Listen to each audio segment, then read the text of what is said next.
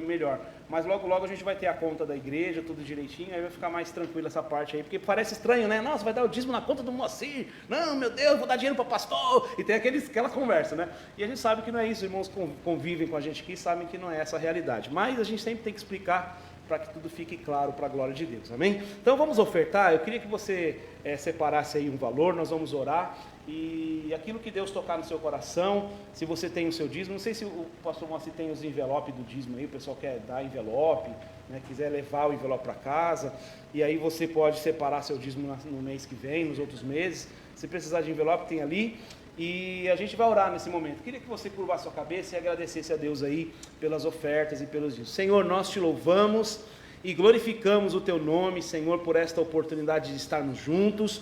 Nós queremos nesse momento, Senhor, ó Deus, dedicar os nossos dízimos, as nossas ofertas ao Senhor, a tua obra. Ó Deus, nós temos sonhos, projetos para esta igreja.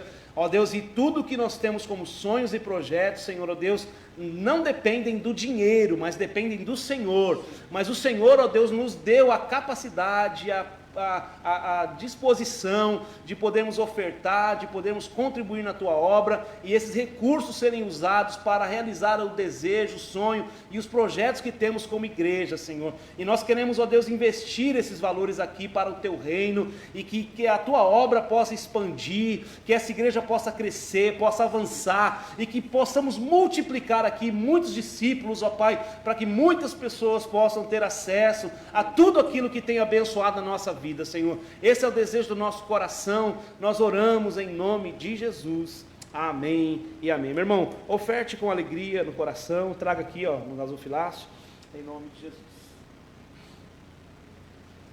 Pastor Moacir, nem precisa chamar, né?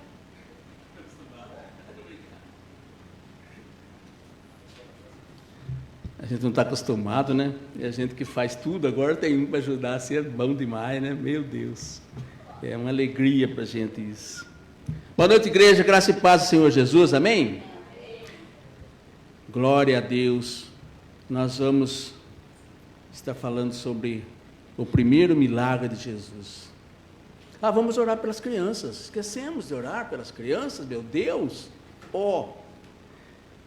Tá tudo aí? Tá. A Isa? Mas tudo bem. Vamos orar assim mesmo? Não, ela está ali mesmo, né, no banheiro. Então a gente estende a mão por ali, pega todo mundo.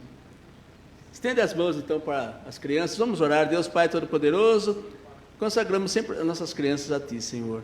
Nós pedimos, Senhor, que o Senhor enche o coraçãozinho dela com o Teu Espírito Santo, Senhor. Que não seja em vão essa ida à escolinha, que elas vão lá para aprender, que elas cada vez amem mais a Jesus, que elas necessitem de Jesus, e que capacite a pastora Margarete, Senhor, para que ela possa estar ministrando tudo o que o Senhor põe no coração dela, em nome de Jesus. Amém. Boa aula para vocês. É interessante, né? Nós oramos já pelas vidas, né?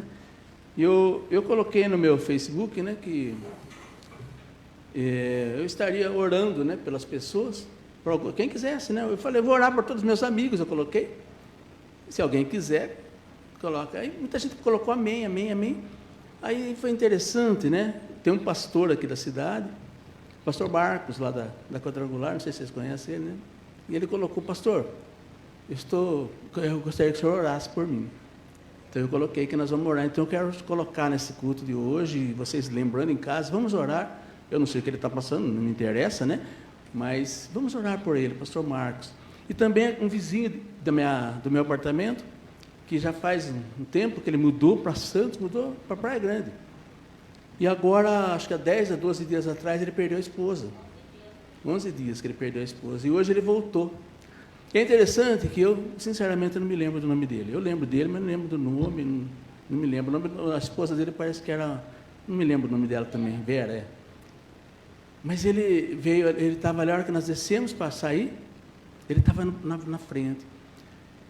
E ele, já que me viu, sabe, ele veio me abraçar, pastor, que bom ver vocês, sabe?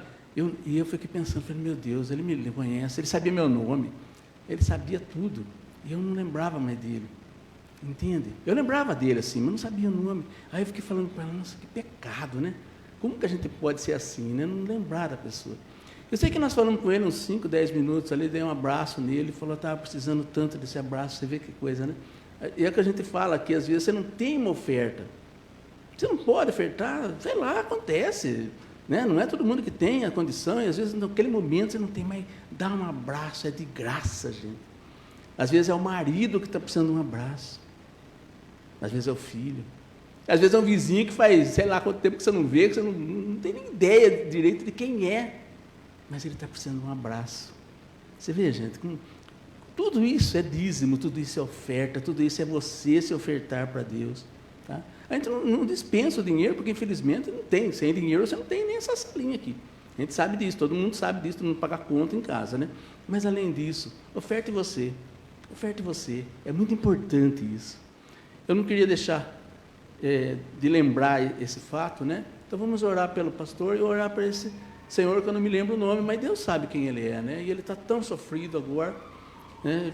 Perdeu o chão, né? Que a esposa, era ele e a esposa só.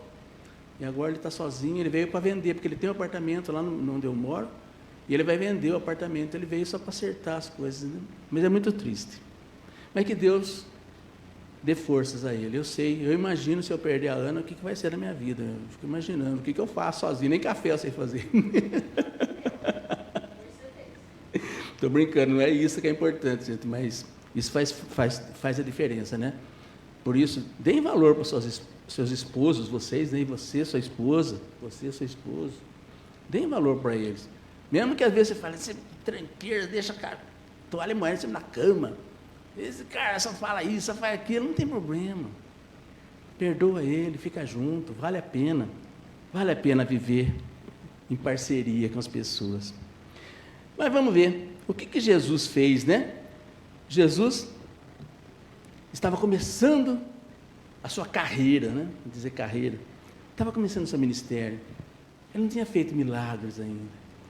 As pessoas que ele já tinha escolhido alguns para acompanhá-lo, mas não sabia exatamente quem era Jesus. Por que ele está fazendo isso? É um cara legal. Sabe aquele cara legal, aquele cara que fala coisas boas, aquele cara que é amigo, aquele cara que está do seu lado. Tem gente assim, não tem? Não tem gente que a gente quer ficar junto? Jesus era assim, né? A gente queria ficar junto com ele. Mas por quê? Não sei, não tem dinheiro, não é rico. Eu não tenho motivo para estar junto com ele, mas eu gosto de ficar junto com ele. Né? É um exemplo para nós, gente. Porque às vezes a gente é aquele espanta pessoas, né?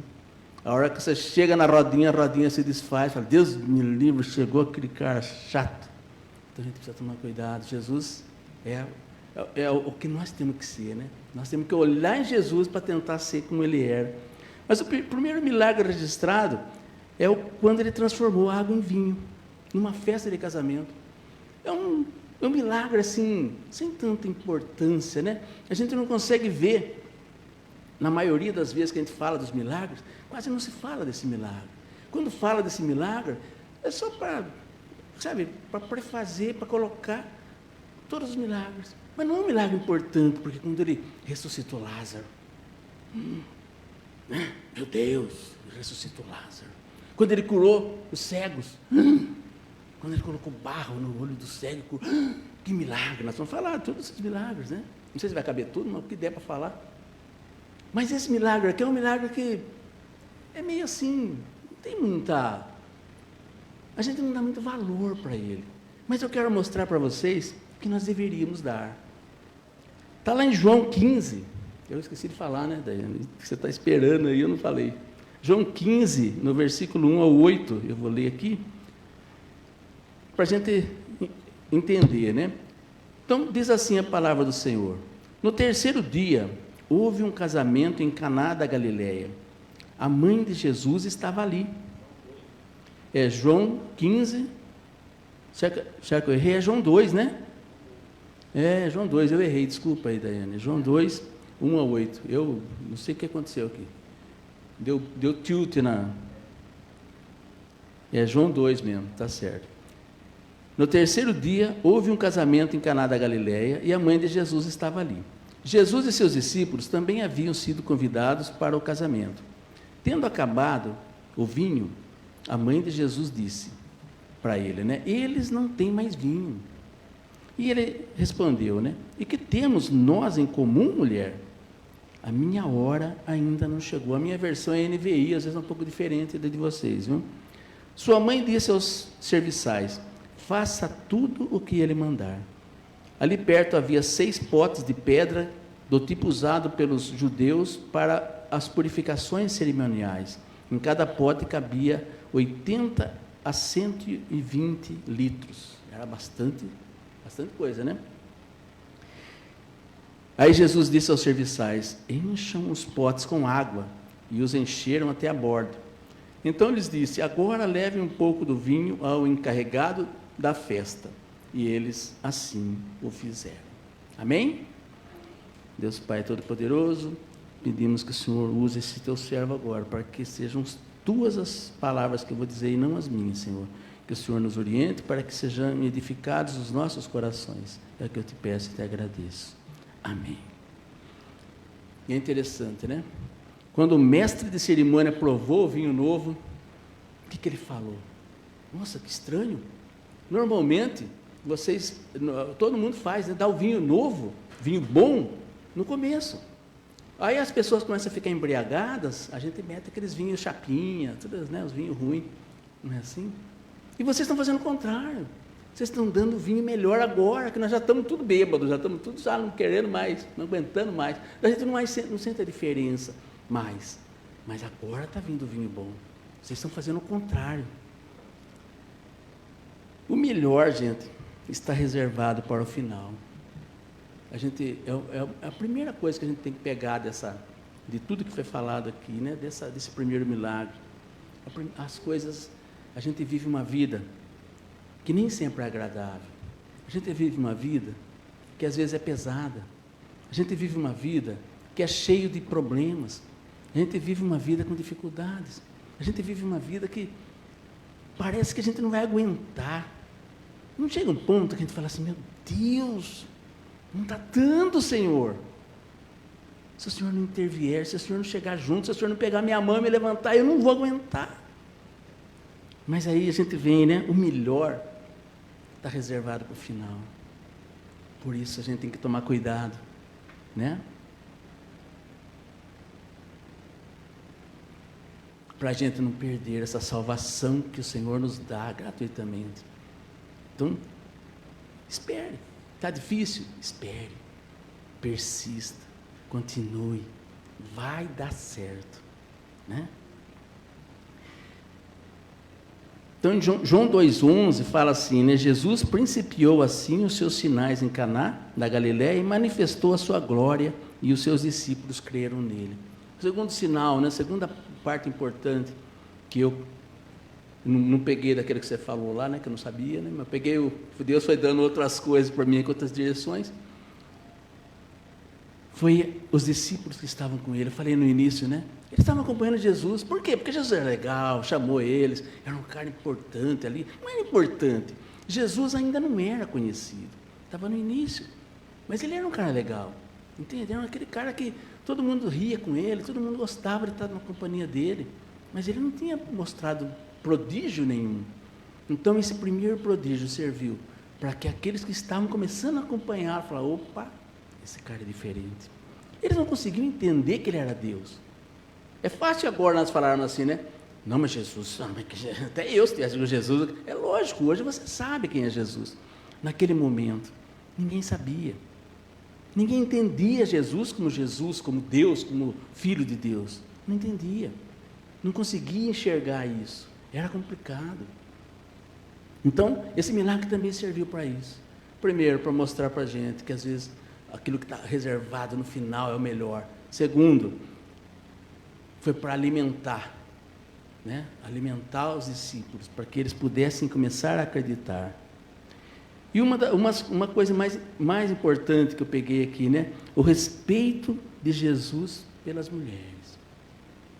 Porque, como nós falamos, qual a importância dele multiplicar o vinho? Ele podia simplesmente falar: chega, não vou fazer nada, deixa acabar o vinho, pronto, acabou a festa. Mas ele honrou Maria. Porque, pelo visto, Maria era amiga da dona do casamento lá do o pessoal da festa. E naquela época, acabar o vinho era muito vergonhoso. Para nós hoje também, né? Você imagina você fazer uma festa, né? Vai até meia-noite a festa, quando dá 9 horas, acabou Guaraná, acabou Coca-Cola, acabou cerveja, acabou vinho, acabou tudo. Que vergonha que fica, né? A pessoa que organizou aquilo. Fica chato, fica feio. E Maria quis livrar a pessoa, né? E ela falou, o único que pode fazer isso é meu filho. E ela foi lá e falou, na maior calma para ele, né? Você pode resolver isso. E ele falou, mas o que eu tenho contigo, mulher? O que eu tenho contigo, mulher? E a gente, quando escuta isso, até pensa, tem outras Bíblias que falam diferente, né? Fala um pouco mais áspero. E a gente fica imaginando que talvez isso tenha sido uma falta de educação de Jesus para cuidar desse assunto. Mas, no fundo, Maria entendeu. Porque vocês percebem que, na sequência, Maria já falou para os serviçais, façam tudo o que ele mandar. Ela não perguntou para ele, você vai fazer? Viu, filho, por favor. Como a gente às vezes faz com as pessoas, né? Você vai lá no culto hoje? Você vai, por favor, vá. Tem pouca gente, vai. Não precisa implorar, não precisa pedir, não precisa falar nada. Ela só falou, faça. Eu sei que você é capaz de fazer isso. Sei que você pode fazer isso. E ele falou, o que eu tenho contigo, mulher? Né? E aí, ela nem esperou uma resposta, ela já falou, façam tudo o que ele mandar. E tem um estudo que eu estava vendo, mulher ou senhora, em grego, é um título de respeito, usado até para dirigir-se a uma rainha, entende? Era como se ele dissesse para a mãe dele, minha senhora, minha rainha, tudo o que me pedires, com fé, eu vou fazer. Aí vem outro ponto-chave, né? Além dele tratar bem a mãe dele, vem a fé. Maria tem a certeza absoluta. O que é a certeza absoluta? É fé. Às vezes a gente não entende, né? Muitas vezes a gente ora a Deus e fala, Senhor, cura a minha doença, ou a doença da minha mãe, do meu pai. Mas a gente fica assim, cura, né? Se der, né? Sei se você vai ser capaz de curar. Que fé é essa? Maria não precisou fazer nada, ela falou, eu sei que você é capaz de fazer. Viu? Faz tudo o que ele mandar. Pronto, eu tenho fé nele, eu acredito que ele vai fazer, e acabou. E ele fez. E ele fez. E a gente às vezes imagina, né, que ele só fez isso para a mãe dele. Mas eu tenho umas ilustrações que eu peguei aqui. Como Jesus honrou as mulheres. Vocês, mulheres, vocês têm que amar Jesus. Mais que não é eterno. Não, tem que amar também, né? Mas vocês foram muito mais respeitadas. Sabe? Pensem bem, gente. Eu sou velhinho. Há 50 anos atrás. Pense como era a vida de uma mulher aqui no Brasil. 50 anos atrás, não é muito. Ou 60 anos, vamos botar 60 anos atrás. Pense. Eu lembro que o meu pai chegava, ele trabalhava na roça, com um trator, e ele usava aquela botina, vinha até aqui no joelho quase, né? Ele chegava em casa, sentava na cadeira, né? Não tinha, acho que nem sofá na época, não sei se existia sofá. Sentava na cadeira, a minha mãe já sentava no pé dele e tirava a bota para ele. Não que ele obrigava, não ia bater nela, nada, ele nem conseguia tirar sozinho, porque era duro. Mas hoje, se fala para uma mulher tirar a bota do homem, ela bate no homem e não tira a bota. Olha como mudou. 50, nós estamos falando de 50, 60 anos atrás. Um pouco mais atrás, a mulher não podia votar. Vocês sabem disso. A mulher não podia votar, porque a mulher não era considerada ser humano, gente. A mulher só podia procriar. A mulher não podia fazer mais nada. E era muito, muito complicado. Agora, imagine, eu estou falando de 60 anos, imagine 2000 anos atrás. Como eram tratadas as mulheres. Por isso, quando a gente fala que Jesus tratava bem, elevava as mulheres, era muito importante. Hoje não, hoje nós tratamos, né? Todo mundo é igual, o homem está entendendo isso, e a mulher não está entendendo muito bem ainda, né? A mulher já está querendo ser mais do que os homens, mas vai chegar uma hora que nós vamos equalizar. Homem e mulher, nós somos todos iguais. Cada um na sua função. Também aí, né? Vamos pensar diferente. Né? Tem gente que pensa diferente, né? Mas não é bem assim, não é para trocar de lugar. É simplesmente que nós somos iguais, tratados iguais, honrados. A honra tem que ser para o homem e tem que ser para a mulher. Só que naquela época não era assim. Mas Jesus, ele quebrava paradigmas. Há uma boa razão, né, para a gente falar sobre isso. Ele demonstrou isso por meio do seu tratamento gentil com a mulher samaritana. Você se lembra da mulher samaritana? Os samaritanos não tinham amizade com os judeus. Os judeus não conversavam com os samaritanos. Era uma briga, vamos dizer assim, como Brasil e brasileiro e argentino, só para a gente entender mais ou menos, uma coisa assim, sabe? Não é que eu nem sei quem é a pessoa. Você é samaritano? Não falo com você, sabe? Você é judeu? Não falo com você. Então, quando ele sentou naquele poço e pediu água para aquela mulher, ele sabia que ela era samaritana. Ele sabia. Mas ele honrou aquela mulher. Ele honrou, né? Então, a primeira que eu quero falar aqui, outra que ele falou aqui, compaixão, a mulher que foi pega em adultério, que as pessoas queriam apedrejá-la. O que Jesus falou para ela? A hora que todo mundo soltou as pedras. Ninguém te condenou. Eu também não te condeno. Vá e não pegues mais. Ele podia ter feito uma repreenda muito maior. Você viu você fazer uma coisa dessa? Não? Um amor. Olha que honra para essa mulher, apesar dela ser desonrada, ela foi honrada por Jesus. E é estranho nesse caso, né, que não levaram o homem, né? Só iam apedrejar as mulheres. Os homens não iam ser apedrejados. Mas uma coisa importante, enquanto chorava Maria Madalena pela perda de Maria e Marta, pela perda de um irmão, né? Ele foi lá, chorou junto. Antes de ressuscitar Lázaro, ele chegou e chorou junto com as duas irmãs, consolou as duas. Ele também podia falar, viu, cala a boca aí, para aí, eu vou ressuscitar o cara. Ele se comoveu junto com elas. Ele demonstrou isso ao notar o toque em suas vestes pela mulher do fluxo de sangue. Né? Aquele multidão em volta dele, a mulher tocou na veste. E ele falou, opa, alguém me tocou, ficou todo mundo doido. Ele falou, mas como me tocou? Como nós vamos saber quem tocou? Mas ele sabia. E era uma mulher doente, que tinha perdido a esperança, que tinha gasto todo o dinheiro dela. A última esperança dela era tocar na veste de Jesus. E ela estava morrendo de medo, mas ela falou, vou ter que fazer, é a única saída que eu tenho.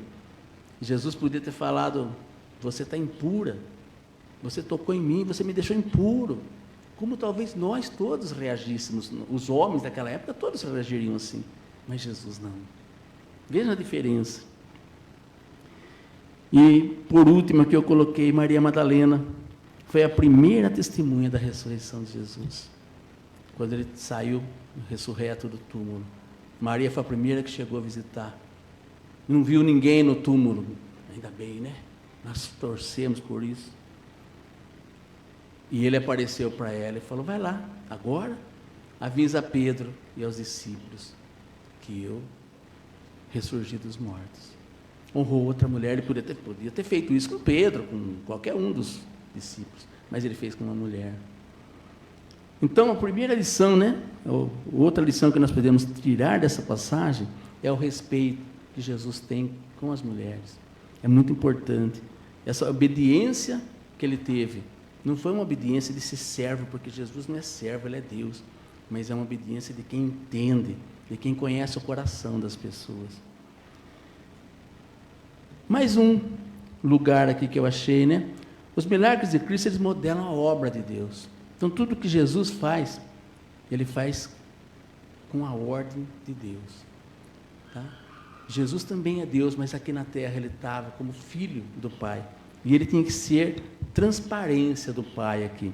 Lá em João 8:28 ele fala, quando vocês levantarem o Filho do Homem, saberão que eu sou, e que nada faço de mim mesmo, mas falo exatamente o que o Pai me ensinou. Então, tudo que Jesus fez, não foi coisas da cabeça dele, do jeito dele, mas ele fazia tudo que o Pai dele já tinha ensinado. Em João 5:19, ele fala, Jesus eu lhes digo verdadeiramente que o filho não pode fazer nada de si mesmo, só pode fazer o que vê o pai fazer, porque o que o pai faz, o filho também faz. Não é que ele não seja Deus, que ele não consiga fazer, mas ele segue aquilo que o pai faz. Então todos os milagres que ele fez foram coisas que autorizaram, foram coisas que Deus estava do lado dele. Não fazia porque ele fazia para aparecer, para mostrar, mas era para engrandecer o nome do Senhor. É outra lição para nós também, né? Quantas vezes nós fazemos coisas para nós crescermos, né? Eu vou louvar, eu quero louvar com uma voz de barítono, com uma voz, não sei de que jeito, que eu canto aqui para mostrar para todo mundo que eu sou. Eu vou pregar, eu quero pregar, nossa, para derrubar o mundo. Eu não estou aqui para me engrandecer. Quem sou eu? Né? Eu sou simplesmente um servo do Senhor. E é Deus, o nome de Deus é que tem que ser engrandecido. O primeiro milagre, então, quando ele transformou água em vinho, é um exemplo perfeito da ideia de que tudo que Cristo fez foi um reflexo do que o seu Pai havia feito. E é interessante, porque, veja bem, dá a impressão que é uma coisa muito simples, não dá? Botou água, orou, virou vinho. Não é simples? Mas não é. Quem conhece um pouco de química sabe o que é a água. É H2O. Só. Né? É uma porção de hidrogênio com 2 porções de oxigênio. É a fórmula mais simples que existe no mundo. E da água. E como transformar essa água em vinho? Sabe qual é a fórmula do vinho? É C6H12O6 2 CO2 mais 2C2H60. Todo mundo gravou? Viu como é fácil? Facinho, né? É só falar, está feito. Entende? Etanol, álcool das bebidas, né? Mas, e não é só, isso não acontece de uma hora para outra. O processo da uva, não da água, da uva, para virar vinho. O processo é lento e leva alguns dias. Quanto tempo levou de Jesus? 10 minutos? Foi mais tempo de encher as talhas de água. Foi mais isso. Terminada a fermentação, quanto mais o vinho descansar, ele fica melhor. Quanto mais tempo ele ficar descansando, a gente sabe disso, né? Mas vocês percebem como foi grandioso? Às vezes nós não damos valor. Mas foi um projeto químico que nenhum professor químico, prêmio Nobel, consegue fazer. Não existe mágica, não existe não tem como, não tem. Eu li muita coisa sobre isso, já outras vezes que eu preguei sobre isso, eu procurei, porque eu sempre procuro, eu gosto dessas coisas, eu gosto de ficar fuçando, sabe? Além da Bíblia, né? Ficar fuçando em outras coisas para ver o que o homem pensa.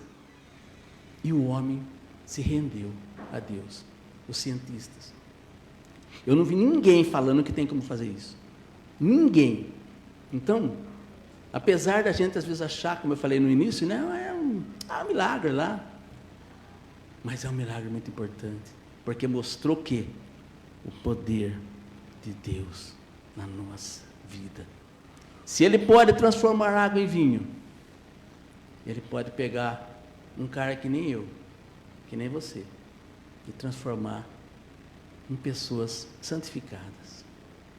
Às vezes a gente se sente no mundo perdido, não se sente? Às vezes a gente se acha que não vai dar resultado. Quem sou eu? Eu sou fraquinho nesse mundo. Eu me perdi faz tempo. Eu não vou conseguir ser resgatado. Mas vai. Depois desse milagre, comece a pensar nisso agora.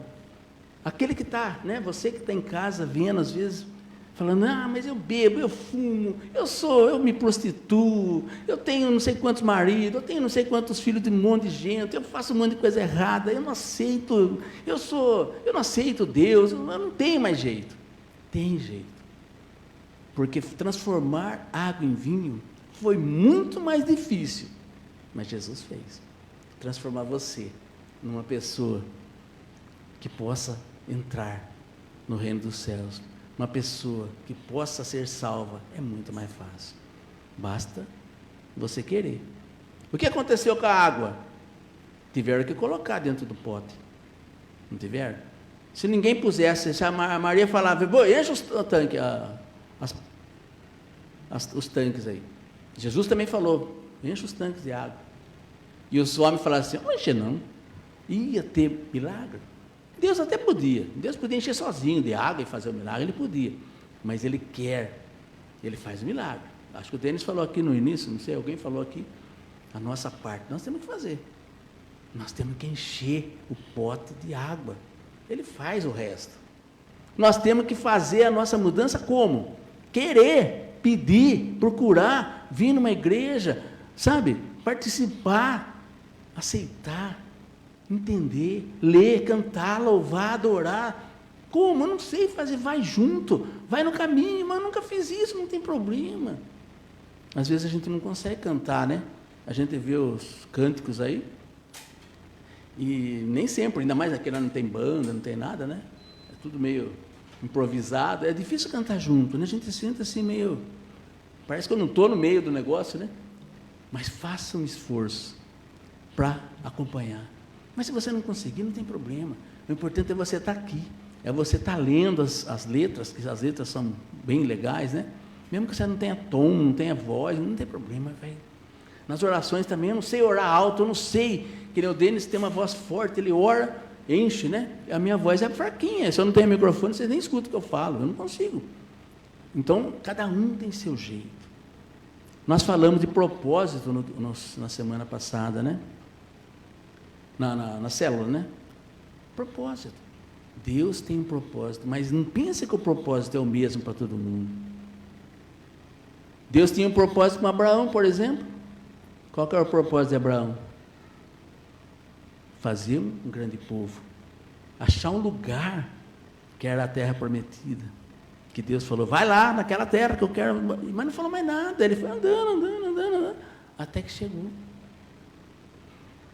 Entende? Cada um tem um projeto. Deus projetou para você alguma coisa. Eu não sei. O Denis não sabe, ninguém sabe. Talvez nem você saiba ainda, né? Mas Deus tem propósito. Alguma coisa Ele vai fazer. Alguma coisa, mas aí que está. Você imagina se a hora que Ele falou para Abraão, Abraão, vai lá fazer tal coisa, lá, vai criar você vai procurar um lugar lá, uma terra que emana leite e mel. E eu vou dar filhos para você. Você olha as estrelas, você vai ter mais filhos do que as estrelas. E a mulher dele era estéril. Veja bem a situação complicada. Ele era rico, ele não precisava, ele vivia numa vida boa, bem melhor do que nós aqui, se for pensar bem, né? Era uma vida boa, ele não precisava fazer nada daquilo, mas o que ele fez? Ele aceitou. Ele podia ter falado, não vou, eu vou procurar terra que emana leite e mel, eu tenho aqui, está tudo bom para mim, como nós vemos hoje. Quantas pessoas que você convida para vir na igreja, ele fala, nós falamos hoje de tarde, né? Acho que vou ter que assistir aquela série da Netflix hoje. Hoje vai começar uma série nova. Hoje está passando, acho que hoje tem jogo do Corinthians, não tem? Corinthians e Palmeiras, né? Então, e nós somos dois corintianos, né? Meu Deus, a gente sofre, né? Mas a gente podia. Quantas pessoas que eu convido e falam assim, mas 7 horas? 7 horas está no segundo tempo do jogo, lá não dá para perder. Jogo do São Paulo, né? Jogo do Palmeiras.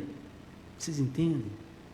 Porque nós não colocamos Deus em primeiro lugar. Então, para a coisa acontecer na sua vida, Deus precisa ficar em primeiro lugar. Antes da neta, antes do filho, antes da esposa, antes do esposo, antes da mãe, antes do pai.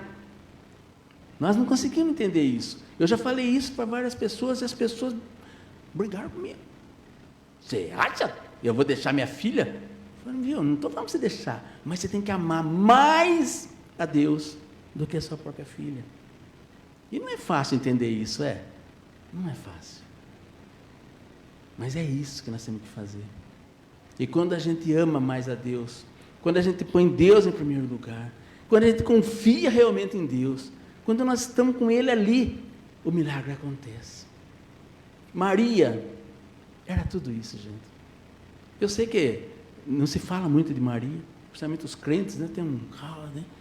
Eu acho assim a história de Maria maravilhosa. Uma mulher do povo escolhida por Deus para gerar o Filho de Deus. Ela não podia ser qualquer uma, ela tinha que ser uma pessoa especial. Ela era especial. E ela amou tanto esse filho. E ela amou tanto esse Deus, porque ela já sabia que ele era Deus, porque ela sabia desde a concepção que ele era Deus. A única que sabia com certeza era ela, que ela foi concebida do Espírito Santo, ela sabia. E ela tratava ele como Deus, ela respeitava como Deus, e ela educava ele como filho, mas respeitava como Deus. Ela sabia. E quando ela fez esse pedido, ela sabia quem ele era. Ela conviveu com ele. Ele já devia estar com uns 30, né? Uns 30 anos, mais ou menos. Ela conviveu todo esse tempo com ele. Então ela sabia quem era Jesus. Ela sabia o que ela podia pedir. E ela sabia que ele ia fazer. Ela tinha certeza. É essa fé que nós temos que ter. Quando nós pedimos para Jesus. Será que nós conseguimos pedir com essa fé? Será que nós conseguimos pedir desse jeito? Para ter fé, a gente precisa conhecer, gente. É uma coisa interessante isso, né?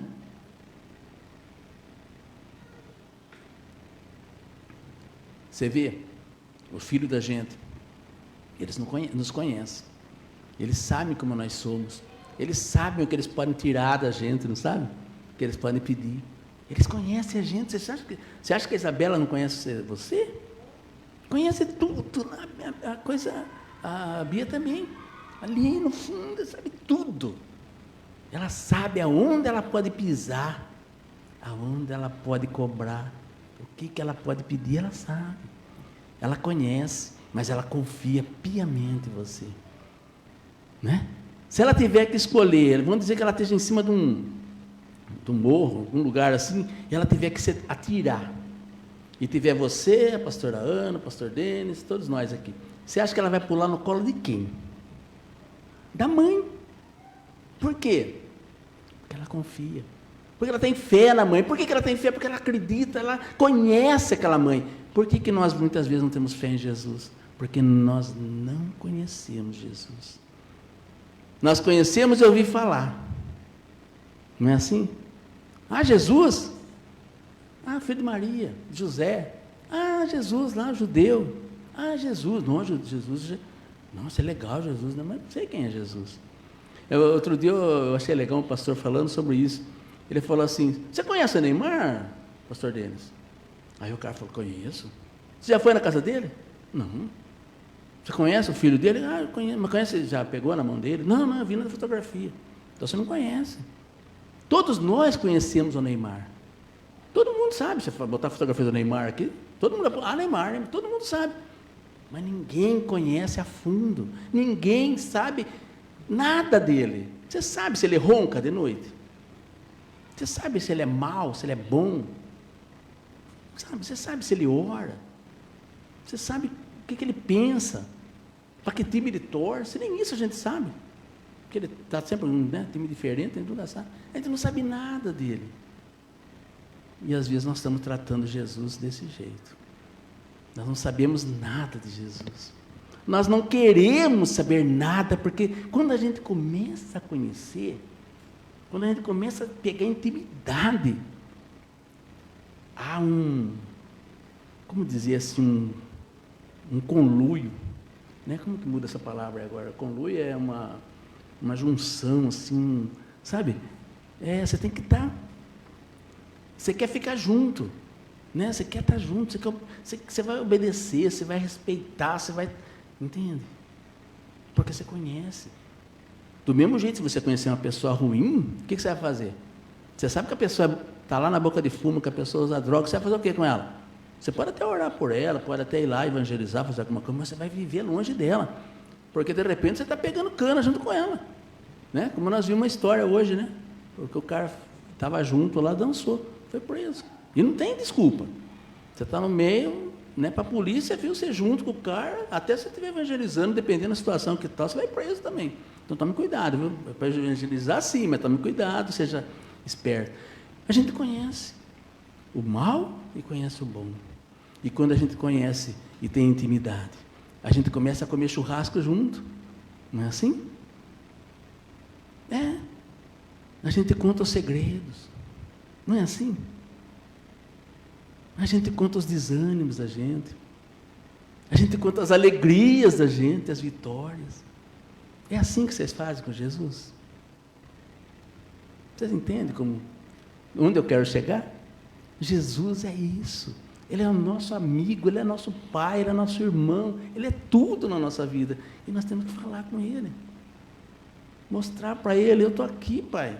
Nossa, gente, se vocês soubessem como eu oro, eu não sei orar que nem o Denis. O Denis ora de um jeito aí, ele aprendeu no seminário a orar, né? Eu não aprendi na vida.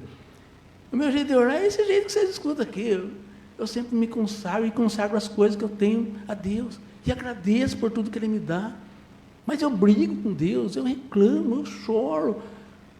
Porque é o meu jeito, é o que eu estou sentindo naquele momento. Senhor, tira essas coisas da minha cabeça agora, está me machucando. E Ele vai tirando. Mas por que eu posso falar isso com Ele? Eu tenho intimidade com Deus. Apesar de eu queria ter mais.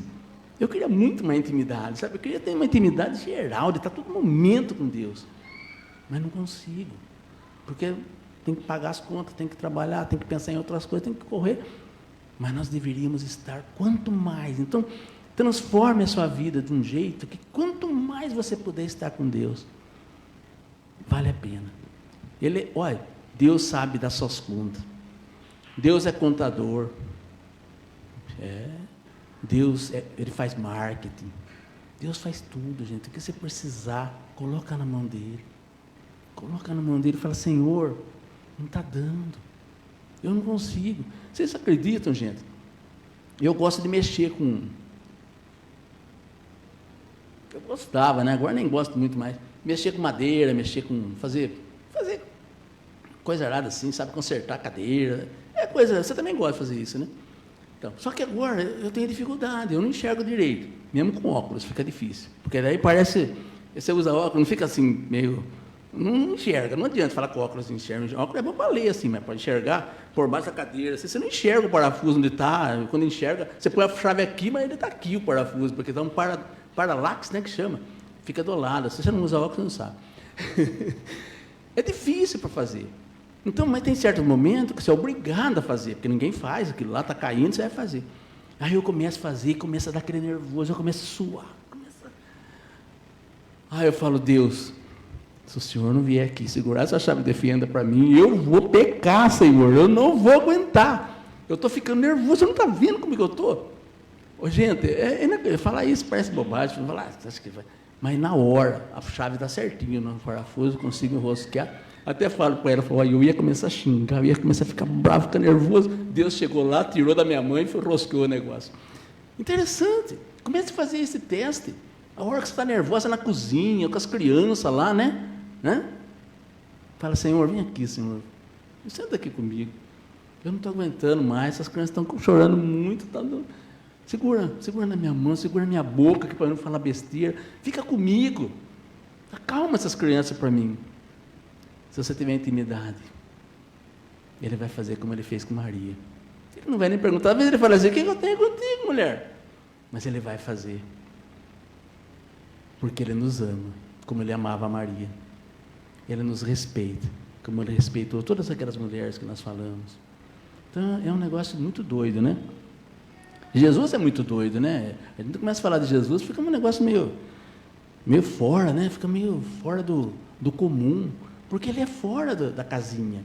Nós somos quadradinho. Nós sabemos, né? A gente faz assim, tudo certinho, tem que andar aqui, a rua... Você vai embora para sua casa, põe na mesma rua sempre. E você desce sempre na mesma rua, não é? Dificilmente você muda de rua.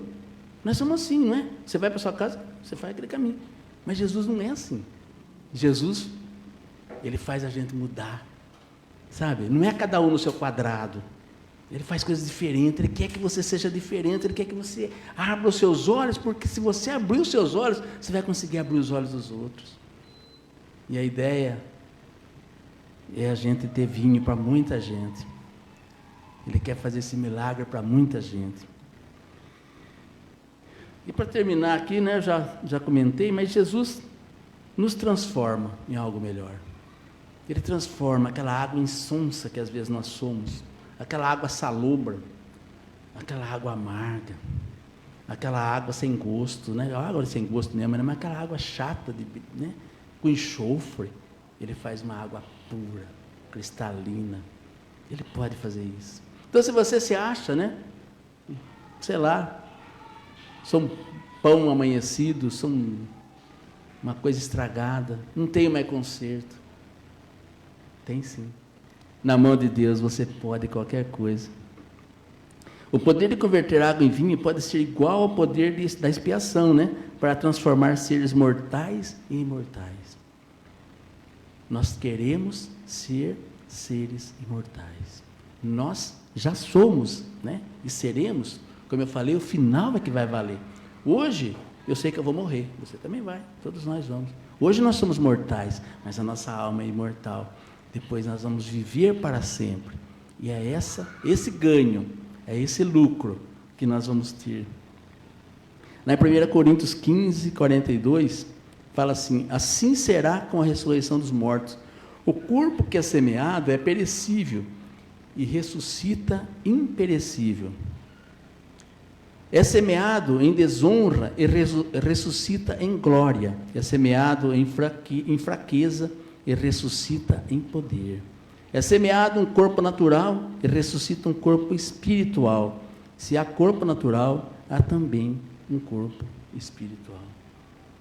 Nós vamos morrer. Essa semente vai ser plantada, né? Esse corpo natural vai morrer, vai acabar, mas vai ressurgir um corpo espiritual.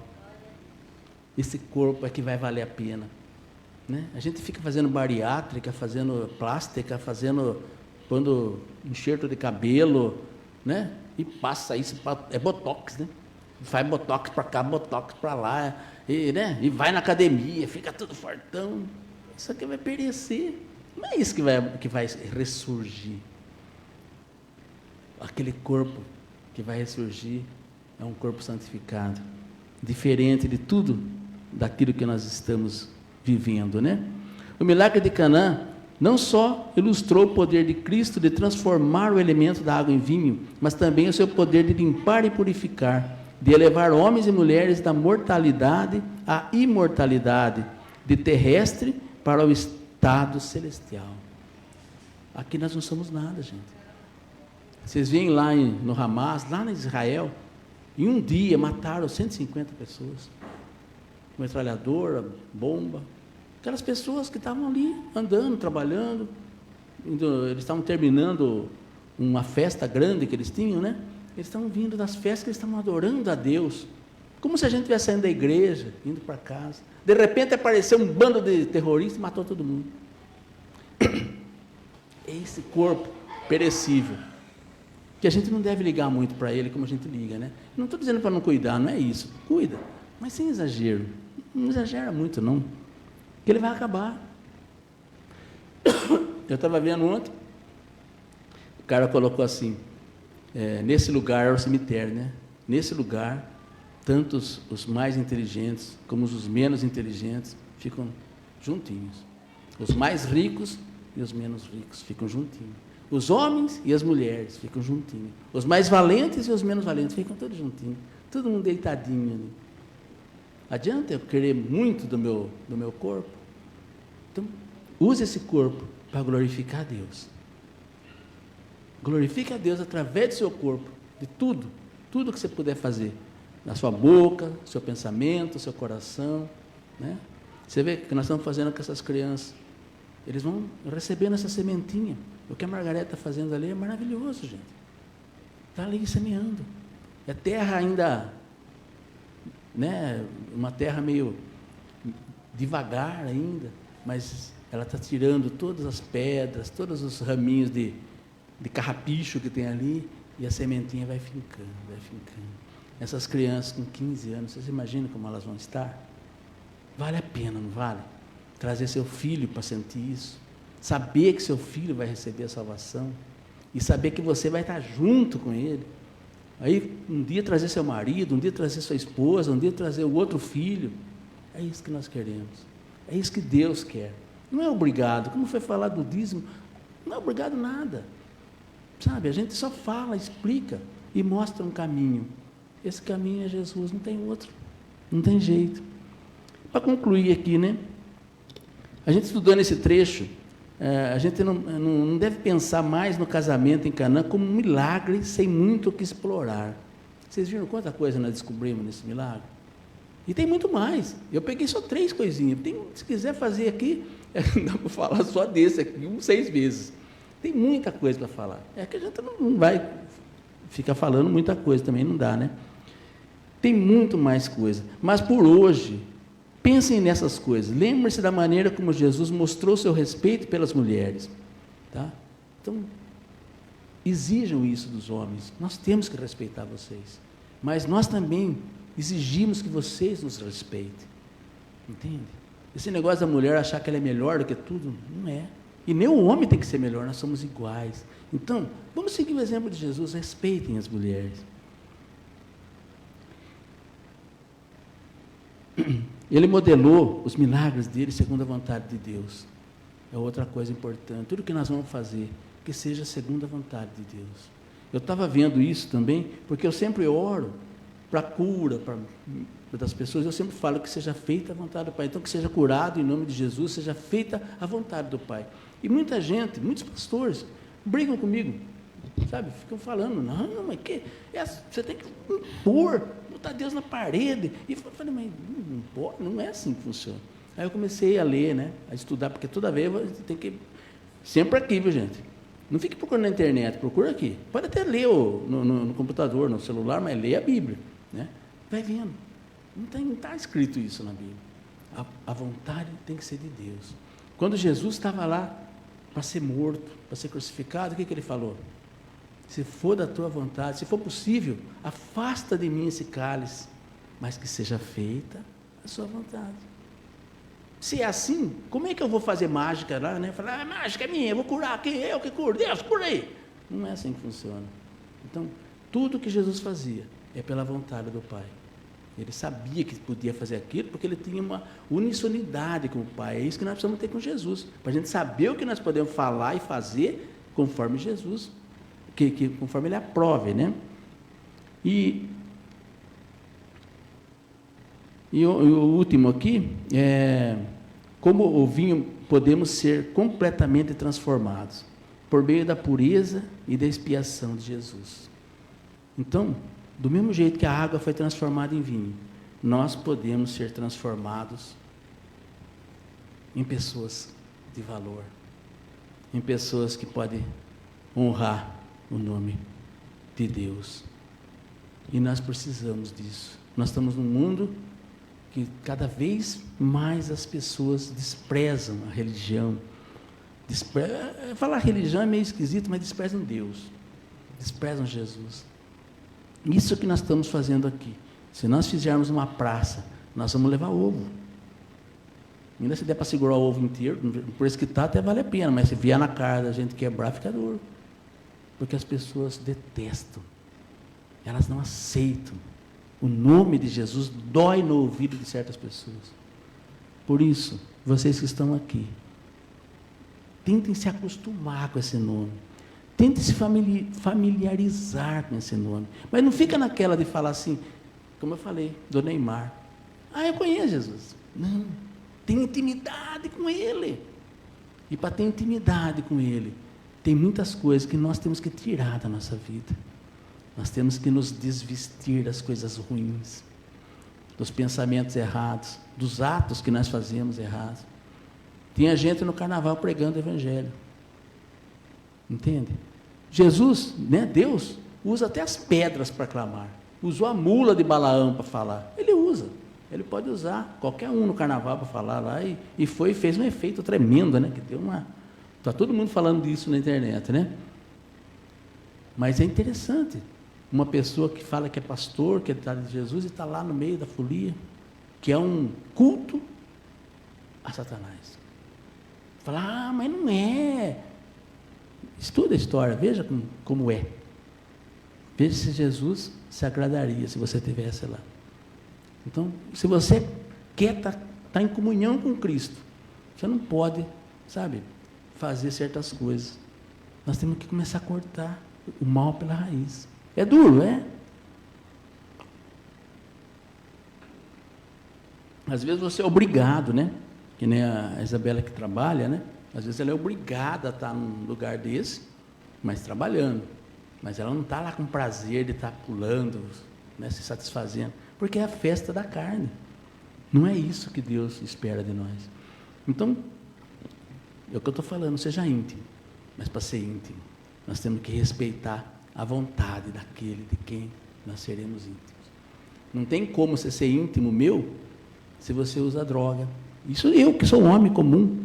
Mas se você usa droga, se você bebe e fica esteirado no chão, se você é sei lá, traz sua esposa, o seu marido, faz um monte de coisa, e eu fico sabendo disso, como é que eu vou ter intimidade com você? Eu, que sou um homem comum, não conseguiria ter intimidade com você. Você acha que Jesus vai ter intimidade se nós estamos fazendo tudo errado? Então, né, pensem nisso. Não estou dizendo que vocês estão fazendo essas coisas, não fiquem preocupados, mas às vezes a gente tem pequenas coisas que a gente faz. Falar mal dos outros, por exemplo, é uma coisa que a gente fala, até sem pensar. É tão automático hoje em dia falar mal dos outros, a gente fala. E a gente precisa tomar cuidado, porque isso pode nos distanciar de Jesus. Amém? Glória a Deus. Vamos encerrar. Quem você vai fazer a oração final? Você faz a oração das ofertas, ele faz a oração final? Você faz depois a oração final? Obrigado, gente. Deus abençoe. Só deixa eu fazer uma oração final. Eu sempre gosto de orar no fim, né? Deus Pai Todo-Poderoso, obrigado, Senhor, pela palavra de hoje. Obrigado por não ter perdido a minha voz. Eu já estou com a garganta dolorida. Mas obrigado, Senhor. Obrigado pela força. Obrigado por estar comigo. Obrigado por tudo que o Senhor tem feito na minha vida e na vida da minha esposa e da minha família, Senhor. Continue conosco, Pai. Nós queremos cada vez mais intimidade. Queremos cada vez mais estar do seu lado. Obrigado por tudo. Louvado seja o teu santo nome. Amém.